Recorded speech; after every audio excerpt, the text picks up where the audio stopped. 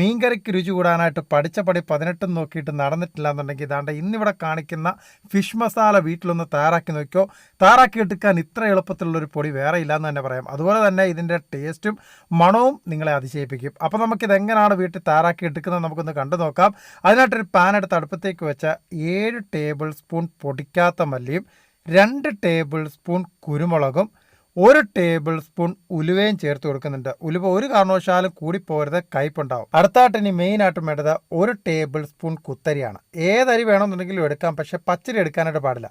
ഈ അരി ചേർത്ത് കൊടുക്കുന്നത് വേറൊന്നുമല്ല, മീൻകറി തയ്യാറാക്കുന്നതായിട്ടുള്ള സമയത്ത് ആ ഗ്രേവി നല്ലതുപോലെ കുറുകി വരാൻ വേണ്ടിയിട്ടാണ്. ആ ഒരു ചാറിനൊക്കെ നല്ല ടേസ്റ്റ് കിട്ടാൻ വേണ്ടിയാണ് ഈ ഒരു മസാലപ്പൊടിയിൽ അരി ചേർത്ത് കൊടുക്കുന്നത്. കൂടെ തന്നെ 1 ടേബിൾ സ്പൂൺ ചെറിയ ജീരകവും 2 ടേബിൾ സ്പൂൺ പെരുംജീരകവും ഒരു 5-6 ഗ്രാമ്പ് കൂടി ചേർത്ത് കൊടുക്കുന്നുണ്ട്. ഇത് ചെറുതായതുകൊണ്ടാണ് 5-6 ചേർക്കുന്നത്. വലുതാണെങ്കിൽ 2 ഗ്രാമ്പ് ചേർത്തേച്ചാൽ മതി.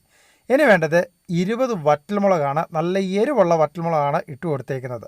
കൂടെ തന്നെ 2 തണ്ട് കറിവേപ്പിലയും ഇട്ട് കൊടുത്ത് ഇനി സ്റ്റവ് ഓൺ ആക്കിയതിന് ശേഷം നല്ലതുപോലെ ഒന്ന് വറുത്തെടുക്കാം. വറുത്തെടുക്കുന്നതിനോടൊപ്പം തന്നെ നമ്മുടെ എല്ലാ സുഹൃത്തുക്കൾക്കും ഈ വീഡിയോ ഇഷ്ടപ്പെടുകയാണെന്നുണ്ടെങ്കിൽ ഒന്ന് ഷെയർ ചെയ്യാനും ലൈക്ക് ചെയ്യാനായിട്ട് മറക്കരുത്.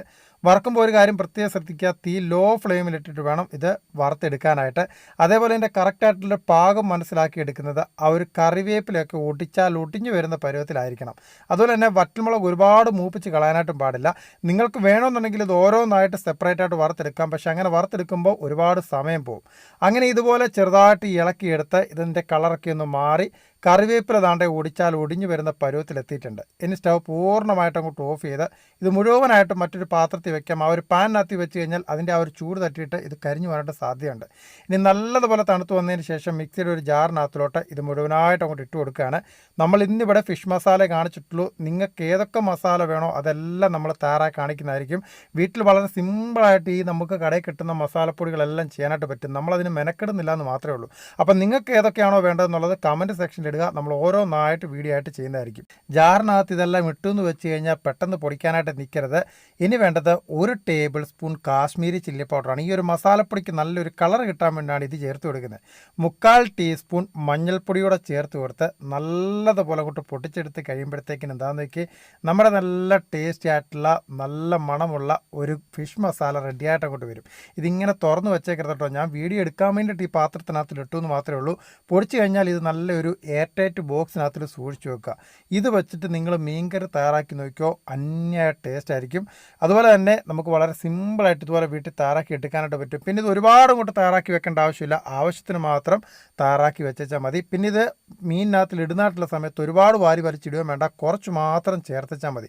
വീട്ടിലുണ്ടാക്കുന്ന ഈ ഒരു മസാലപ്പൊടിയുടെ ഗുണമൊന്നും നമുക്ക് കടയിൽ നിന്ന് മേടിച്ചാൽ കിട്ടത്തില്ല.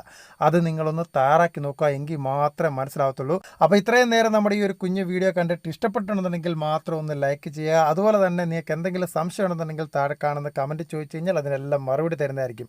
പിന്നെ നിങ്ങളുടെ വിലയേറിയ ഷെയർ ഉണ്ടെന്നുണ്ടെങ്കിൽ മാത്രമേ ഇത് കുറേ കൂടി ആളുകളിലേക്ക് എത്തിപ്പെടുത്തുള്ളൂ. ഒരു ഷെയർ കൊണ്ടൊന്നും സംഭവിക്കുന്നില്ല. അപ്പോൾ എല്ലാവരും ഒന്ന് സപ്പോർട്ടോടെ ചെയ്യുക. നല്ലൊരു കിടുക്കാച്ച വീഡിയോസുമായിട്ട് നമുക്ക് അടുത്ത ദിവസം കണ്ടുമുട്ടാമെന്ന പ്രതീക്ഷയിൽ നിങ്ങളുടെ സ്വന്തം Lijo Mallassery. Now signing out. Thank you.